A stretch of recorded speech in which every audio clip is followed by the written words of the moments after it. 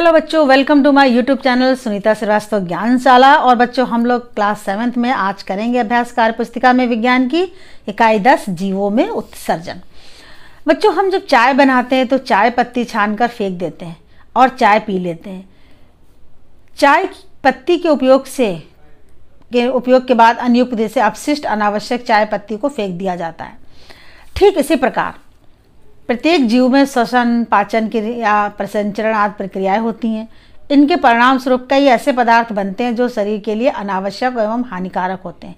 इन अनावश्यक एवं हानिकारक पदार्थों को शरीर से बाहर निकालने की क्रिया को उत्सर्जन कहते हैं। तो बच्चों, हमारे शरीर में उत्सर्जन की आवश्यकता क्या है? तो जो ये हमारे शरीर में श्वसन क्रिया और पाचन क्रिया, परिसंचरण आदि जितने भी प्रक्रियाएं होती हैं, इन सब के बाद कुछ ना कुछ ऐसे पदार्थ जरूर बनते हैं जो हमारे लिए नुकसानदायक है। और नुकसानदायक है, हानिकारक है, तो अगर वो हमारे शरीर में रुकेंगे तो निश्चित तौर पे हमें उससे तकलीफ होगी, यानी बीमारियां होंगी, तो उन्हें निकालना जरूरी हो जाता है। तो यही इसका आंसर भी है। शरीर में होने वाली क्रियाओं में बना नाइट्रोजन युक्त पदार्थ जैसे यूरिया, अमोनिया आदि अनावश्यक एवं विषैला होता है। यदि इन्हें शरीर से बाहर न निकाला जाए तो ये अनेक प्रकार के विकार उत्पन्न कर सकते हैं, इसलिए इन्हें शरीर से बाहर निकालना आवश्यक हो जाता है। तो बच्चों, ये क्रिया क्या कहलाती है निकालने की? उत्सर्जन कहलाती है। जैसे कि अभी आपने ऊपर देखा, हमारे शरीर का कौन सा अंग है जो रक्त के लिए छन्नी का कार्य करता है और उसका आकार सेम के बीज की जैसे होता है। ये सेम का बीज दिखाया गया, इस तरीके का आकार का हमारे शरीर में होता है वृक्क, और जो एक छन्नी की तरह कार्य करता है। आगे देखिए, नीचे दिए गए कथनों में आगे सत्य और असत्य लिखिए। पसीना उत्सर्जी पदार्थ है, तो ये बच्चों सही है, पसीना उत्सर्जी पदार्थ है, सत्य। फेफड़े उत्सर्जी अंग नहीं है, तो ये बात गलत है, क्योंकि फेफड़े भी उत्सर्जी अंग होते हैं, कार्बन डाइऑक्साइड गैस से बाहर निकाली जाती है। वृक्कों से रक्त छड़ने के बाद मूत्रवाहिनियों से होता हुआ मूत्राशय में एकत्रित होता है, बिल्कुल सही बात है। मूत्र अम्लीय नहीं होता, तो ये बच्चों असत्य है, क्योंकि मूत्र अम्लीय होता है। पत्तियों से कार्बन डाइऑक्साइड रंध्रों यानी छेदों द्वारा बाहर निकलती है, ये भी बात बिल्कुल सत्य है। क्वेश्चन नंबर 4, आप सबने देखा होगा कि कुछ पेड़ जैसे कि मदार, कनेर, महुआ आदि पत्तियों या तनों को तोड़ते पर दूध जैसा चिपचिपा पदार्थ निकलता है। ये पौधों से निकलने वाले उत्सर्जी पदार्थ हैं।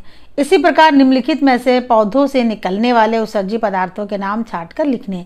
ये आपको नाम दिए गए हैं: लेटेक्स, लकड़ी, पत्ती, रेजिन गोंद, टहनी, छाल, टैनिन, हींग। इसमें आपको बताना है कि पौधों के उत्सर्जी पदार्थ कौन से। तो यहाँ पर बच्चों लेटेक्स होता है, लकड़ी नहीं है, पत्ती नहीं है, रेजिन या गोंद होता है, टहनी नहीं है, छाल नहीं है, टैनिन है और हींग है। तो ये पौधे के उत्सर्जी पदार्थ होते हैं। यहाँ पर देखिए बच्चों, पौधों में उत्सर्जन यानी वाष्पोत्सर्जन क्रिया किस अंग के द्वारा होती है? तो ये बच्चों वात रंध्र के द्वारा ये क्रिया संपन्न होती है। नोट, कुछ पौधों की पत्तियों पर प्रातः काल में जल की बूंदें दिखाई देती हैं। इन बूंदों में अनावश्यक जल तथा लवण होते हैं। इस प्रकार के उत्सर्जन को कहते हैं बिंदु स्राव। पानी की बूंदें देखिए यहाँ पर दिखाई दी जा रही हैं। पत्ती में बिंदु स्राव, ये पौधा है कौन सा? ये है गार्डन नेस्ट्रेशियम। अगला देखिए, यहाँ पर है मिलान करना है, स्तंभ ए को स्तंभ बी से मिलाना है आपको। रक्त बच्चों हम जानते हैं हीमोग्लोबिन होता है।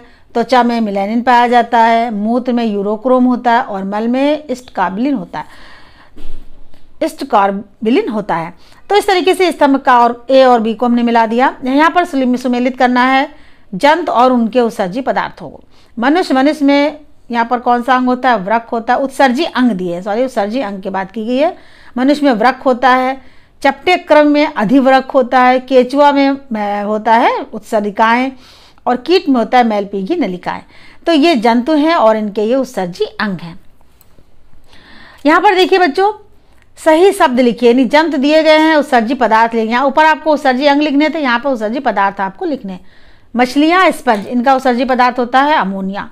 सीपी घोंघा, इनका होता है अमीनो अम्ल। मनुष्य यानी स्तनधारी जितने होते हैं यूरिया। छिपकली, पक्षी और छिपकली, ये होता है यूरिक अम्ल। यहाँ पर देखिए अगला क्वेश्चन हमारा 6, इसमें नामांकित करना है। ये आपको डायग्राम बना हुआ है, इसमें आपको डिब्बे में नाम लिखना है। तो सबसे पहले ये बने हुए सेम के बीज की तरह वृक्क होते हैं। उसके बाद देखिए मूत्रवाहिनी दिखाएगी, और फिर ये क्या है? ये मूत्राशय है, फिर ये मूत्र मार्ग है आगे। तो इस तरीके से ये आपका जो है डायग्राम भी पूरा हुआ। अब बारी है आज के सुविचार की, कि विश्वास और ईमानदारी मनुष्य की अनमोल धरोहर है। अनमोल धरोहर मतलब अनमोल, जिसका कोई भी मोल नहीं है, अमूल्य है वो ऐसी संपत्ति है आपकी जो आपसे कोई नहीं ले सकता। वो क्या है? विश्वास। आपका जो कॉन्फिडेंस है वो आपकी अपनी धरोहर है। और आपकी जो ईमानदारी है, यानी कोई भी काम करने के लिए एक जो ईमानदारी होती है, जैसे कि कोई बहाना नहीं है। मान लिया अगर आपको ईमानदारी से आप कोई काम करते हैं, पढ़ने के लिए आप 2 घंटे बैठे हैं तो 2 घंटे आपने ईमानदारी से पढ़ा है। आप 4 घंटे बैठे लेकर और आपने ईमानदारी नहीं दिखाई, आपने पढ़ा नहीं, केवल आपने बुक को खोला है, तो आपको वहाँ पर आपकी ईमानदारी घट जाती है। तो आपको ईमानदार बनना है और विश्वास रखना है अपने ऊपर कि आप कर सकते हैं। कोई भी चीज़ आपके लिए इम्पॉसिबल नहीं है। आई एम पॉसिबल, यानी मैं सब कुछ कर सकता हूँ, ये विश्वास होना चाहिए और इसके साथ ईमानदारी जुड़ी होनी चाहिए। तो ये मनुष्य की सबसे अनमोल धरोहर है जो आपकी अपनी है, इसे कोई भी आपसे ले नहीं सकता। तो बच्चों, इसी के साथ मिलते हैं अगली वीडियो में। Thank you.